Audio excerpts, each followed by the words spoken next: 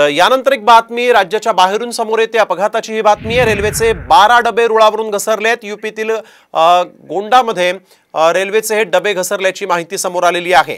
यूपीतल्या गोंडामध्ये रेल्वेचे 12 डबे रुळावरून घसरलेले आहेत आणि ही दृश्य आपण बघतोय। रेल्वेचे 12 डबे रुळावरून घसरलेले आहेत।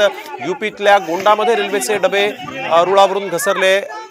या अपघाताचं नेमकं कारण काय होतं या संदर्भातली कुठलीच माहिती समोर आलेली नाहीये, परंतु स्थानिकांसोबतच प्रवासी जे होते त्यांनी इथं मदत कार्य राबवायला सुरुवात केल्याचं दिसतंय।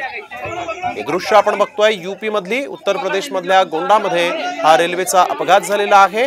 रेल्वेचे 12 डबे रुळावरून घसरलेले आहेत आणि हा अपघात झाला। या ठिकाणी जे जखमी आहेत त्यांना बाहेर काढण्यासाठी शर्थीचे प्रयत्न सध्या सुरू आहेत।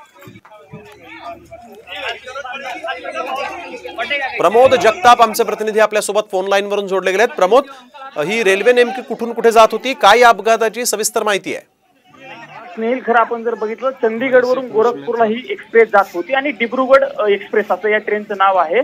या ट्रेनचे जे डबे आहेत ते गोंडाजवळ, उत्तर प्रदेशमधील जे गोंडा हे स्टेशन आहे त्या स्टेशनच्या अगदी काही जवळ हे ट्रेनचे डबे जे आहेत ते रेल्वे रुळावरून खाली उतरल्याची माहिती मिळत आहे।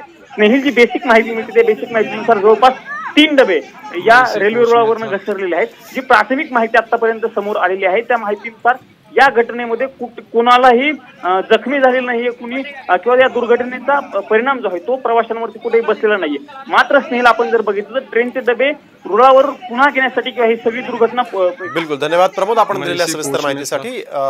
गोंडामध्ये आपण बघतो रेल्वेचा अपघात झालेला आहे आणि या ठिकाणी डबे जे आहेत रेल्वेचे ते रुळावरून घसरलेले आहेत। दिब्रुगड मधली ही घटना आहे।